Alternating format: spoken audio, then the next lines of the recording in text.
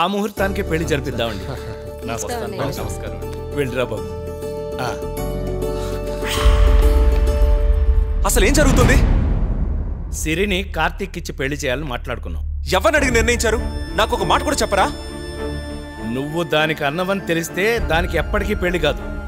మన స్తోమతకు కార్తీక్ లాంటి వాడు దొరకటం మన అదృష్టం. వాడికన్నా గొప్పోడు దొరకలేదా మీకు? నీలాగా వాడు బేవర్స్ కాదు. నెలకు 1,00,000 రూపాయలు సంపాదిస్తూ మంచి పొజిషన్లో ఉన్నాడు. అలాంటి వాడు నాకు అల్లుడు కావడం నాకు చాలా సంతోషంగా ఉంది. మీరిష్టపడితే సరిపోతుందా? దాని ఇష్టంతో సంబంధం లేదా? అది నా కూతురు. దానికి ఎప్పుడేం చేయాలో నాకు తెలుసు. నాకు పెళ్లి ఇష్టమే. అది నా కూతురు అనిపించావమ్మా.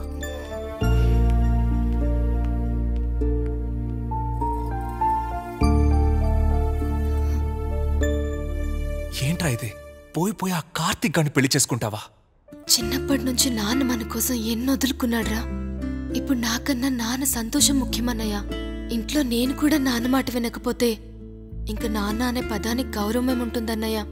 అయినా లైఫ్ ని ఈజీగా తీసుకునే నువ్వెందుకింత సీరియస్ అయ్యా? నీకు సంబంధించిందేది నేను ఈజీగా తీసుకోను. అన్నా చెల్లెళ్ళుగా ఒకే కడుపులో పుట్టినా చివరి వరకు ఒకే గడపలో కలిసి ఉండలేం కదన్నయ్య.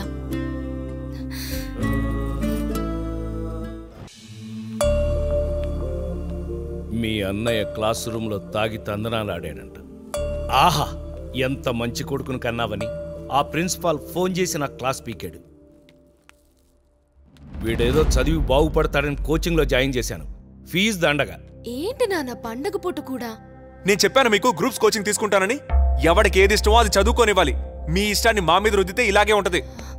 తమరికి ఏది ఇష్టం బాబు? నేను డిగ్రీ చదువుతానంటే వాడెవడో బీటెక్ చేరాడని నన్ను బీటెక్ లో చేర్చావు. సరే, మీకోసం బీటెక్ నే ఇష్టపడి చదివా. మళ్ళీ మీ ఫ్రెండ్ కొడుకు ఎవరో గ్రూప్స్ రాస్తున్నాడని నన్ను రాయమంటున్నావు. అయితే తప్పంతా నాదేనంటావా? మరి కాదా? నాకు క్లారిటీ ఉంది. నా దాన్ని నన్ను వదిలేయండి. ఏంట్రా నీ క్లారిటీ ఉంది? ఏంట్రా నీ క్లారిటీ ఉంది? ఆగండి నాన్న, మీరు ఇలా అరిస్తే మీ ఆరోగ్యం ఏమవుతుంది? లక్కీ, నువ్వు నోరు మూసుకో. ఆ కార్తీక్ ని చూసైనా నేర్చుకోరా. నీది వాడిది ఒకే వయసు కదా. వాడికి నీకేమైనా పోలికుందా? ఎందుకుండాలి? అయినా అందరూ ఒకలా ఉండరు. ఎవడి టాలెంట్ ఆడిది. నీ టాలెంటేగా. నీ టాలెంట్ ఏంటో నాకు బాగా తెలుసు. ఇక మీదట నీ మీద ₹1 కూడా ఖర్చు పెట్టను. చదువు మానేసి వెళ్ళి షాప్ లో కూర్చో. నువ్వు నా మీదేం ఖర్చు పెట్టక్కర్లా. నా చదువేదో నేను చదువుకుంటా. సిరి, నా మాటకు విలువివ్వని వాడితో నేనిక మాట్లాడలేను. కన్న పాపానికి అన్నం కావాలంటే పెడతాను. నాన్నా, నువ్వు నా మీద చాలా ఎక్స్పెక్టేషన్స్ పెట్టుకుంటున్నావు. దానివల్ల ఏదో మిస్ అయ్యానని ఫీల్ అవుతున్నావు. నన్ను నాలా చూడు నాన్నా. నేను నీకు నచ్చుతా.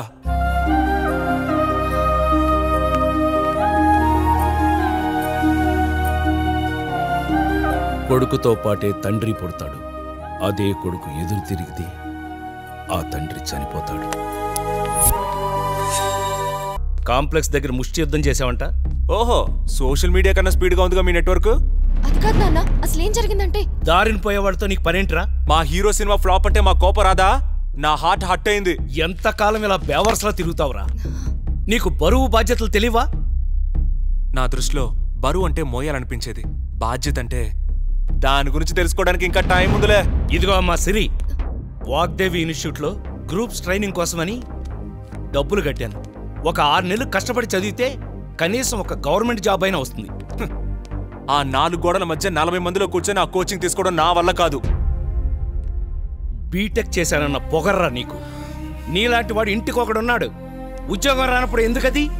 అదే కంప్యూటర్ కోర్స్ చేసినట్టయితే ఈ పాటికి ఏదో కార్పొరేట్ కంపెనీలో కంప్యూటర్ ముందు కూర్చుండేవాడివి. గాల్లో ఎగరాలని అదేదో దిక్కుమాలిన ఏరోనాటిక్స్ చేశావు. దేనికి పనికి రాకుండా.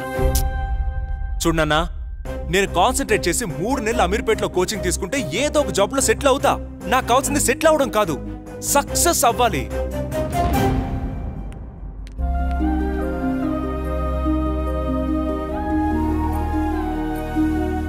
కాలం విలువ, కష్టం విలువ తెలిస్తే బొవ్వ తింటాం, లేకుంటే ఇంకేదో తింటాం.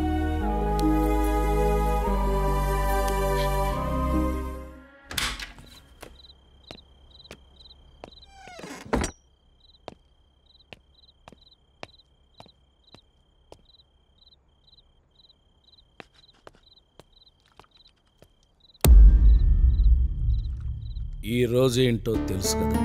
తెలుసు. మరి తెలిసి ఎందుకు రాలేదు? అది ఎందుకంటే అడ్డమైన సాకులు చెప్పకు. నీ చెల్లి ఆఖరి కార్యక్రమం కన్నా ముఖ్యమైన విషయం నీకు ఏముందో చెప్పు.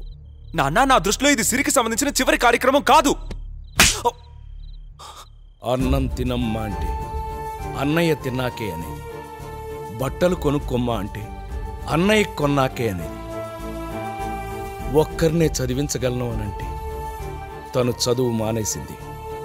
ఇంటికి మరో సంపాదన కావాలి అంటే తను అడుగు బయటికి పెట్టింది. నిన్ను 5 ఏళ్ళు అమ్మ పెంచితే 20 ఏళ్ళు సిరి అమ్మలాగా పెంచింది. అలాంటి చెల్లి అర్థంతరంగా చనిపోతే నువ్వు ఒక్క కన్నీటి పొట్టు కార్చలేదు, నీ బేవర్స్ పనులు ఆపలేదు. ఆఖరికి ఈ రోజు కూడా నువ్వు రాలేదు అనంటే ఇంకా నువ్వు ఇంట్లో ఉండాల్సిన అవసరం లేదు. పోరా. నాన్న, నేను చెప్పే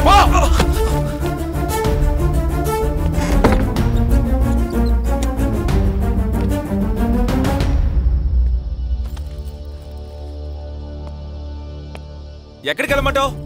చేతిలో జాబ్ లేదు, బిజినెస్ చేసేంత తెలివి లేదు, జేబులో 100 రూపాయల నోటు లేదు. పోనీ ఫ్రెండ్స్ అడుగుదాం అంటే వాళ్ళకంత సీన్ లేదు. ఇంటికి దగ్గరలో బార్లు కూడా లేవు. అయినా తెగించి వెళ్దాం అనుకుంటే ఒకవైపు చలి, మరోవైపు దొంగలు, ఇంకోవైపు పోలీసులు. నేను వెళ్ళను, నా వల్ల కాదు. తలుపు తెరు నాన్నా. నాన్నా,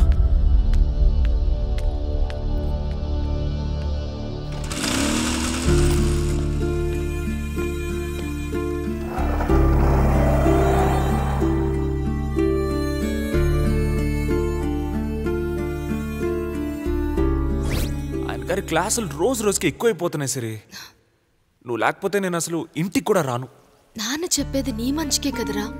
నాకు మాటివ్వు, ఎట్టి పరిస్థితుల్లోనూ ఇల్లు వదిలి వెళ్ళని. నా మీద ఒట్టేసా, గుర్తుపెట్టుకో.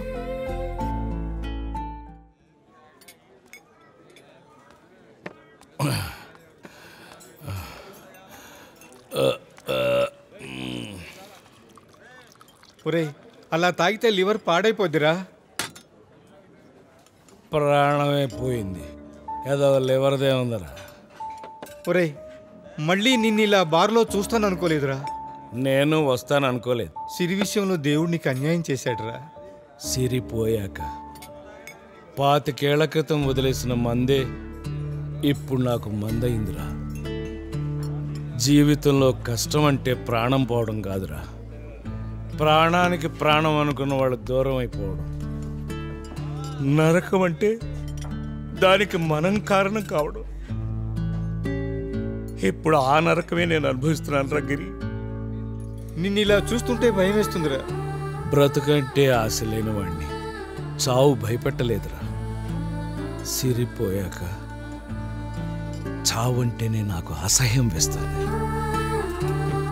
భగవంతుడా, ఇలాంటి కష్టం ఎవరికి రాకూడదు.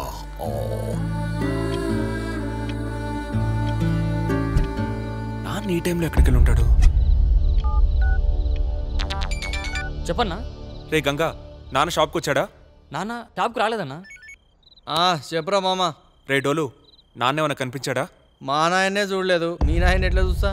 అరే మావ, చిన్న విషయం, హాఫ్ ఉంది, వచ్చేటప్పుడు గ్రిల్ చికెన్ ఏమైనా పట్టుకోసావా మంచికి?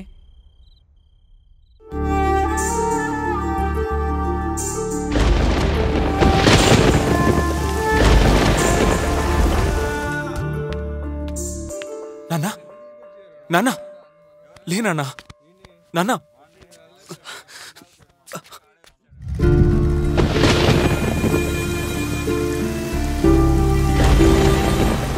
నువ్వు పోయినప్పుడే నేను పోదాం అనుకున్నానమ్మా, కానీ ఆ బేవర్స్ గాడి కోసం బతికున్నాను. ఎంతైనా కొడుకు కదమ్మా.